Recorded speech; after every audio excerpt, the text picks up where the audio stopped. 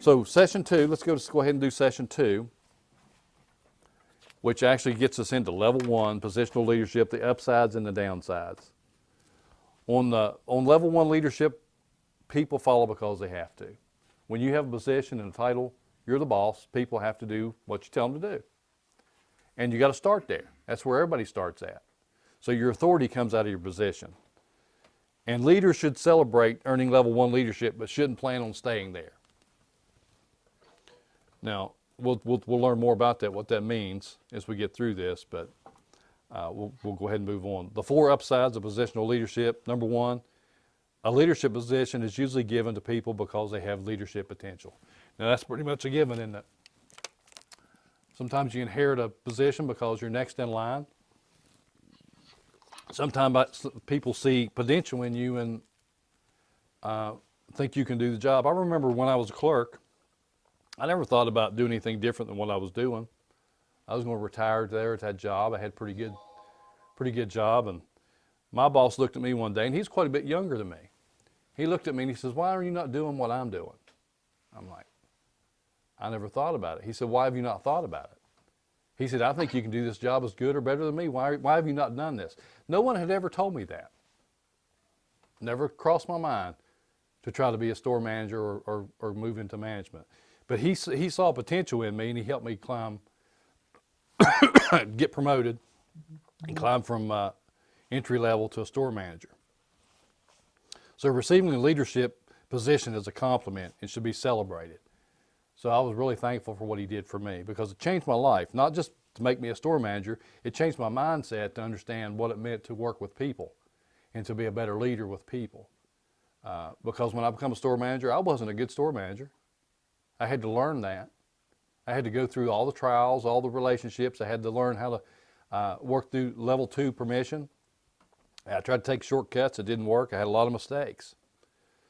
But he did change my life about when he saw the potential in me. Now, who in here has heard of John Wooden? Steve has. Us older guys know about him, don't we, Steve? John Wooden was coach of UCLA basketball team back in the, I guess, the 60s and 70s. He won 10 national championships with the UCLA Bruins. He coached people like Kareem Abdul-Jabbar, Bill Walton, Sidney Wicks, quite a few folks, but no one has ever won 10 national championships with one team since then, and they probably won't again. But he was a phenomenal coach. And he's told John in one of his interviews, he said that he would never pick a team captain until they were together for a while.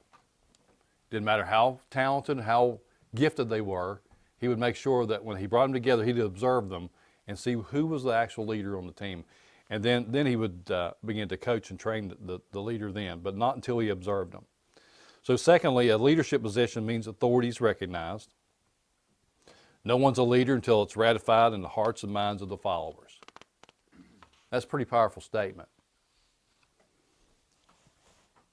And it comes back to level 2. Next, as a leadership position is an invitation to grow as a leader. Excuse me.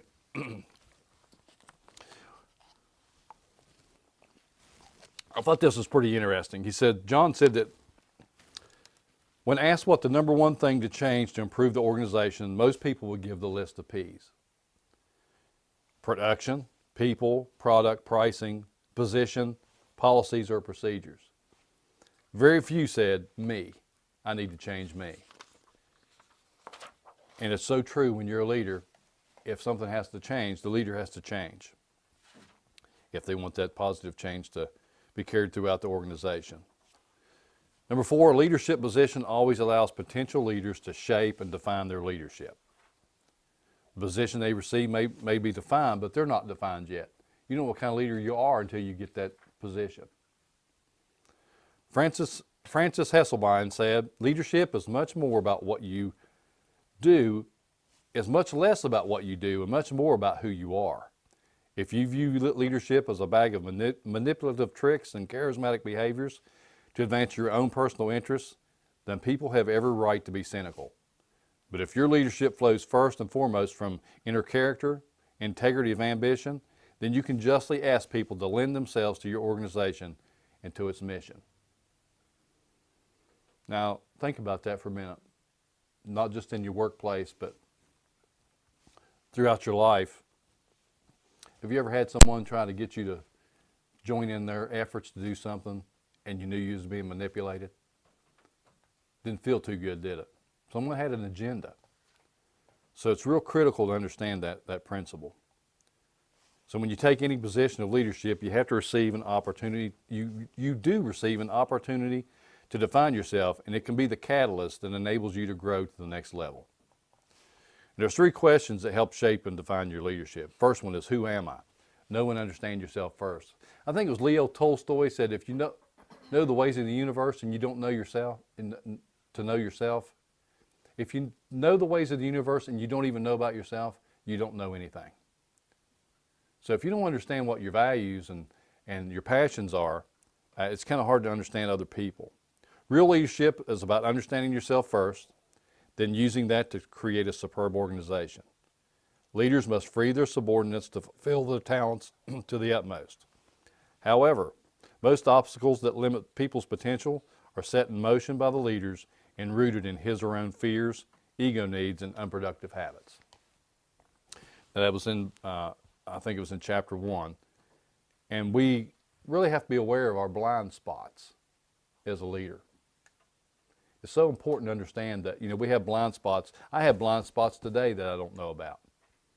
And I'm always looking to uncover those blind spots, but I can't do it on my own. I have to have other people speaking into my life. The second question is, what are my values? Values are the soul of your leadership, and they actually drive your behavior. And there's 3 values that leaders internalize. And the first one's ethical values. What does it mean to do the right thing for the right reason? Relational values. How do you build an environment of trust and respect with others? And success values. What goals are worthy of spending your life on? And finally, the third question is, what leadership practices do I want to put in place? You have to ask yourself, how well I treat people? What examples will I set? How will I motivate other people? And what can I expect of others? So remember, position doesn't make a leader, influence does. And this takes us to the second law in John's book, The 21 Laws of Leadership. He says that leadership is influence. It's nothing more, nothing less. Now you think about this. If you're leading a group of people and you turn around to look for your people and nobody's actually there, are you really leading them? John says, no, you're probably just taking a walk. So if you can't influence people to get behind you and get behind what you're trying to do without manipulating and trying to control them, you're not really their leader. If you look at an influencer, it's the person that they lead. Now I want to stop there just for a second and talk to you about my experience with this. When I took my first assignment as a store manager, I came back into a store that I had been in for years. And I thought everybody was going to be behind me because I was a hometown boy. They knew I had their best interests at heart. But when I got there, I got a lot of pushback.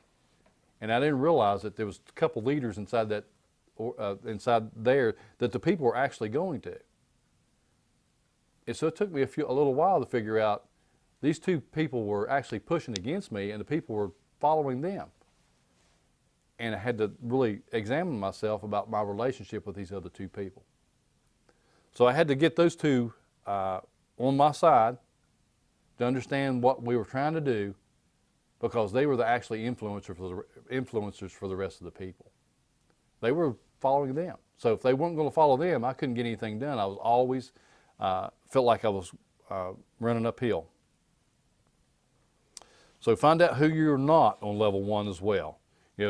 That's a great time when you get your first position and you start thinking about where I want to go from here. There's a lot of things that you don't want to be. It's the time to find out. Let's talk about the 8 downsides of positional leadership. Number 1, having a positional leadership role is often misleading because people are following the influencers, not the boss, and we just talked about that. Secondly, leaders who rely on position to lead often devalue people. Leaders who don't grow beyond this level focus energy on holding on to their position. This kind of leadership says, get all you can up all you get, sit on the lid and poison the rest. Get yours, and just worry about yours. Don't worry about everybody else. The third is positional leaders feed on politics. Positional leaders focus on control rather than contribution. They work to gain titles. They do what they can to get the largest staff and the largest approved budgets. It's all about what they can get. What's it going to make me look like? Number 4 is positional leaders place rights over responsibilities. And what one comes to mind there is Barney Fife. Remember how Barney Fife, he was the sheriff, he was the deputy, and people had to listen to him because he had his bullet and a badge. Well, sometimes I've had to work for some folks like that myself. Number 5, positional leadership is often lonely. So when we think about if you're the boss and you don't have relationships with the people that you lead, it gets pretty lonely. When we sit in the ivory tower and don't come down to walk slowly through the crowd and through our people, it gets lonely. Has anybody ever worked for a boss like that you couldn't get to? I've worked for a few of them. It's not a very pleasant experience.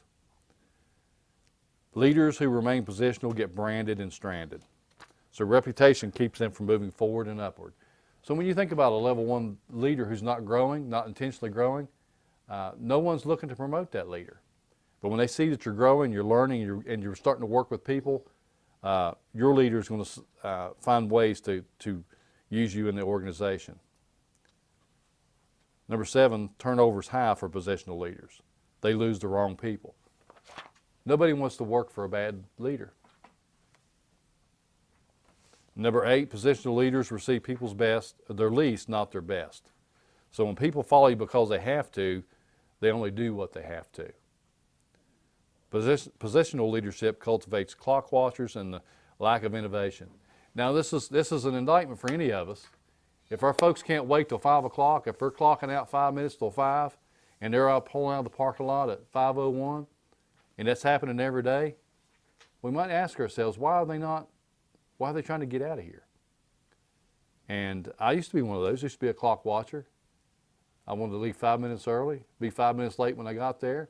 I wasn't very motivated to get to work. Now, a lot of that was on me, but a lot of it was the leadership I worked for. It wasn't a very inspiring place to work. So I wanted to spend as least amount of time as I could there.